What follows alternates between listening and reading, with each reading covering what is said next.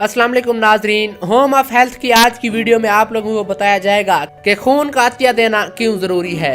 मगर तफसील में जाने से पहले आप लोगों से रिक्वेस्ट है कि अगर आप लोगों ने अभी तक होम ऑफ हेल्थ सब्सक्राइब नहीं किया तो प्लीज इस चैनल को सब्सक्राइब कर लें और साथ में लगा बेल आइकन भी प्रेस कर दें। नाजरीन, इंसानी जिस्म का एक लाजमी जुज़्व खून है जो कि दिल और शरियानों के जरिए जिस्म के अज़ा में गर्दिश करता रहता है और किसी भी इंसान को शदीद बीमारी, सर्जरी और हादसाती सूरत हाल में खून, प्लाज्मा, व्हाइट सेल की जरूरत पेश आ सकती है। कीमती इंसानी जानों को बचाने के लिए खून के एहतियात इंतहाई अहम और जरूरी है। किसी भी जरूरतमंद मरीज को खून का अतिया करना सदका जारिया में शुमार होता है, जबकि किसी दूसरे इंसान की मदद से कुदरत इलाही की जानिब से कल्बी सुकून और राहत हासिल होती है और इंसान हर किस्म की आफात और महरूमियों से भी निजात पाता है। कुरान पाक की सूरतुल मैदा में अल्लाह ताला ने एक इंसान की जान बचाने को पूरी इंसानियत की जान बचाने के मुतरादिफ करार दिया है। अक्सर लोगों का ख्याल है कि खून अतिया करने से इंसान की सेहत पर मनफी असरात मुरतब होते हैं, जबकि ये बात बिल्कुल दुरुस्त नहीं। हर तंदुरुस्त इंसान के बदन में तकरीबन 1 लीटर यानी 2 से 3 बोतलें इजाफी खून होता है। माहिरीन सेहत का कहना है कि हर तंदुरुस्त इंसान को साल में कम से कम 2 बार खून का अतिया जरूर देना चाहिए। इससे सेहत पर किसी किस्म के मनफी असरात मुरतब नहीं होते, बल्कि खून का अतिया देने वाले अफराद सेहतमंद रहते हैं।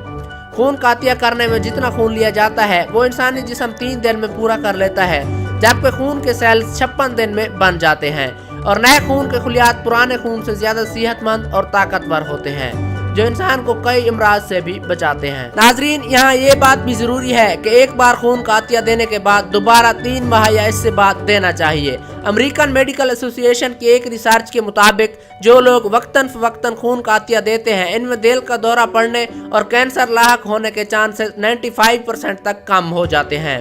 जिसम में आयरन की ज्यादा मिकदार और इसके कम अखराज की वजह से आयरन इंसान के दिल, जिगर और लबों को मुतासर करता है, जबकि रिसर्च से साबित हुआ है कि जिसम में आयरन की मिकदार को बैलेंस रखने के लिए खून का अतिया करना एक निहायत मुफीद अमल है। इस अमल से रगों में खून के इंजमात को रोकने और जिस्म में खून के बेहतर बहाव में मदद मिलती है। बाकायदगी से खून देने वाले डोनर मोटापे का शिकार नहीं होते, क्योंकि खून देने का अमल जिस्म की चर्बी को कम और वजन कंट्रोल करने में मुआविन साबित होता है। खून अतिया करने के बाद नए खून के बनने से चेहरे में निखार पैदा होता है और चेहरे पर बुढ़ापे के असराइल को ज़ैल करता है।